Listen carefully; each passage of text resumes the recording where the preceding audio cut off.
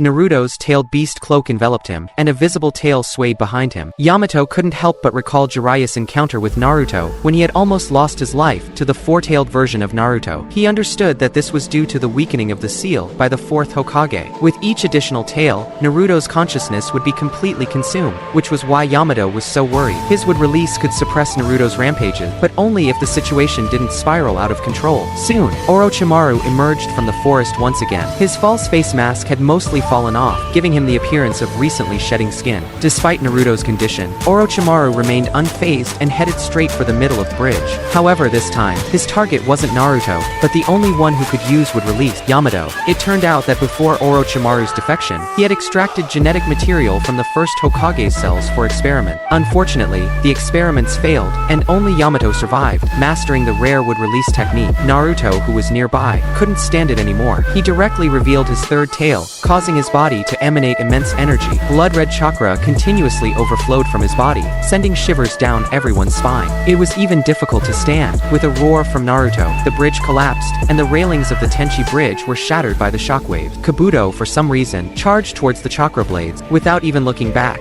Naruto's air cannon blasted Kabuto, sending him flying dozens of meters away. Even Sakura was affected, and accidentally knocked unconscious. Seeing the bridge collapse and Sakura about to fall into the river, Yamato hurriedly used release to support the bridge. However, it was too late, and only Sai could save him now. Sai, however, never expected that because he didn't save Sakura, his popularity would skyrocket. It seems that there are quite a few people who dislike Sakura. Sai patrolled the air, and soon arrived above the battlefield between Naruto and Orochimaru. However, the battle between the two was too intense, even affecting the high altitude. After the smoke cleared, Orochimaru's left arm was broken, while Naruto's three tails transformation remained unscathed. Suddenly, Orochimaru's body began to tremble, and a new body emerged from his mouth. After rebirth, he sarcastically remarked that Naruto's strength still paled in comparison to Sasuke's. At this moment, Naruto grew his fourth tail, but his situation wasn't optimistic. His remaining consciousness entered a void space. Sasuke walked past him, and Naruto desperately chased after him, but was submerged in water, and unable to move forward. He then realized that Sasuke left because of his own inadequacy. Therefore, Naruto yearned for power. This desire aligned with the intentions of the Nine Tails, who tempted Naruto to approach him continuously, seizing control of his body. Under the erosion of the tailed beast cloak, Naruto's skin peeled away, and his blood gathered, forming a black sphere enveloping him. Orochimaru finally realized the severity of the situation. Then, Naruto shouted, dispersing Sai's ink birds instantly. Yamato's clone could only hide behind his release, with locking wall for defense. On the other hand, Orochimaru found the situation increasingly interesting. He crawled on the ground, and spat out uncountable of venomous snakes from his mouth. Each snake then spat out long sword, forming Orochimaru's formation of 10,000 snakes. The sea of snakes surged towards Naruto, who remained calm. With a single wave of his hand, he created a magnitude 8 earthquake, then slammed his fists into the ground, burying them deep into the earth. This allowed him to launch a surprise attack. Orochimaru, faced with this, could only flee, hoping to control Naruto's movements with a hidden shadow snake hand. However, whenever the venomous snakes touched Naruto's chakra, they turned to ashes. Orochimaru reacted swiftly, spitting out his true form, and quickly closing in on Naruto. Although he managed to land a punch, the Four Tails Naruto had the ability to split his body, turning the tables on Orochimaru. Despite Orochimaru's body being split in half, the next moment, his upper and lower body emerged separately, and the sea of snakes pulled the two parts back together. After this round of fighting, neither side seemed to have the upper hand.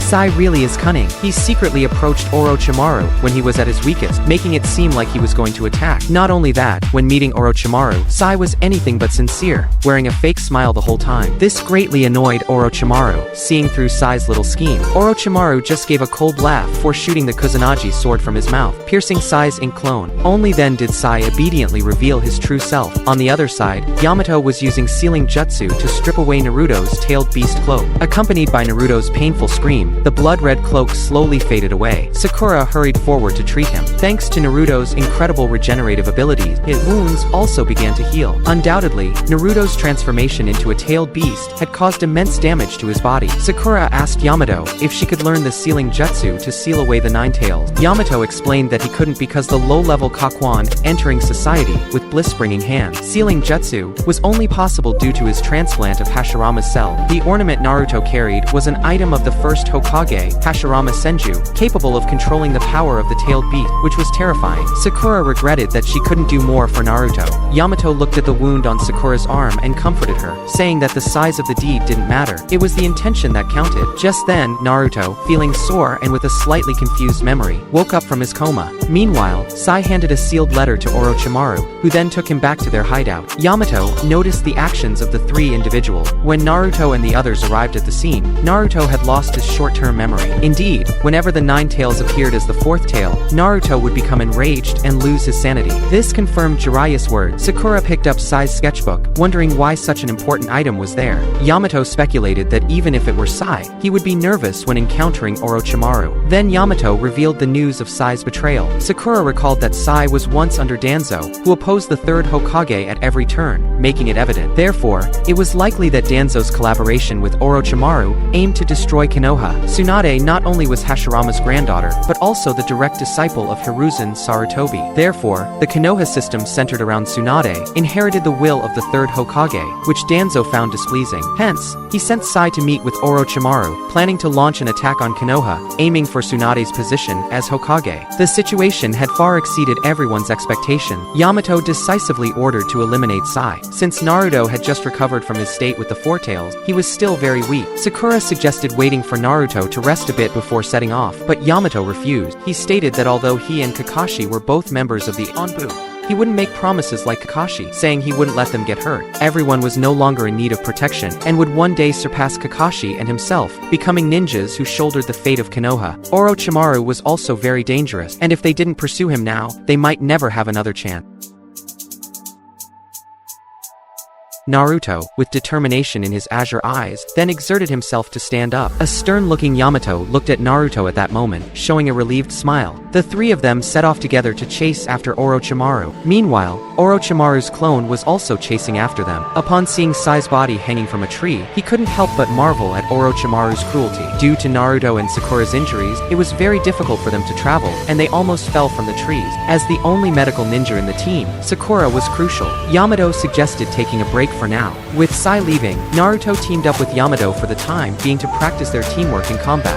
Meanwhile, Yamato's clone, while cutting the rope holding Sai, fell into a trap. It turned out that Sai's corpse was a fake created by Kabuto's dead soul technique to hinder Yamato's pursuit. What's more surprising was that Orochimaru had installed explosive tags on the fake body. Later, Yamato led Naruto to a place far from Sakura, and secretly told him that it wasn't Orochimaru who had injured Sakura, but Naruto himself. Learning that he had hurt Sakura, Naruto was shocked, recalling the scene when he injured Jiraiya almost identically to now. Sakura lied to Naruto, because she didn't want him to feel bad. Yamato also mentioned that despite having the ability to suppress the Nine Tails' power, he had failed to stop Naruto in time, so he also bore responsibility. Although the power of the Nine Tails was formidable, it wasn't Naruto's true power. Therefore, the power of the Nine Tails should not be a shortcut to rescuing Sasuke and protecting Sakura. Controlling emotions and using one's own strength to save Sasuke and protect Sakura was what Naruto should do now. Yamato's words awakened Naruto, and Sakura's injuries gradually improved. He picked up Sai's sketchbook and, after much contemplation, decided to open it. Meanwhile, Orochimaru and his companions had not yet returned to their bait. Kabuto was cleaning his surgical knife by the riverside, receiving a barrage of complaints from Orochimaru. Meanwhile, Sai was packing his backpack when he realized that he had lost his sketchbook. He figured it must have been lost when he was ambushed by Kabuto.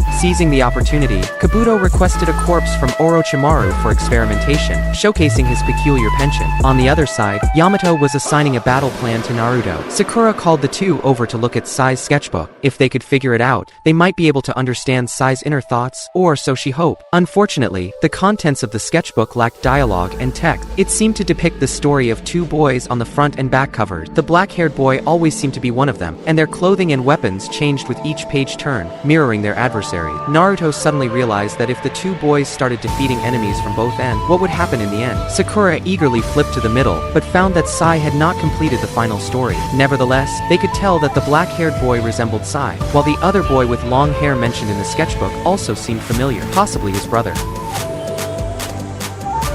Meanwhile, Orochimaru led Sai into his base, a narrow corridor adorned with patterns. At the end of the corridor, a boy opened his 3-tomo Sharingan eye. Sai, who had lost his sketchbook, was about to face Sasuke, followed closely by Naruto. What kind of sparks would they ignite? Since the beginning of Naruto Shippuden, Sasuke's character has become even more cold and ruthless as his strength has skyrocketed. He first appeared, using his Sharingan to intimidate Sai. At that moment, Sai mentioned Naruto, expressing his desire to witness the bonds Naruto spoke of between comrades. Sasuke, who was about to leave, immediately turned back upon hearing this, claiming to have severed his bond with Naruto long ago, and recognizing only Itachi as his brother. Sasuke's disdain wasn't limited to Sai. He also showed little respect for Orochimaru. Whenever Orochimaru fell short of his expectation, Sasuke would display extreme impatience. After handing documents to Kabuto, Orochimaru left with Sasuke to train him. At this moment, Yamato and his team arrived outside Orochimaru's base, planning to use Earth Style to get closer, and then dig their way in. Meanwhile, Kabuto had taken Sai to his quarters. After confirming that Kabuto had left, Sai began to look around. On the other side, after approaching the base, Yamato used with style to create a small door in the wall, repeatedly reminding Naruto to limit his use of chakra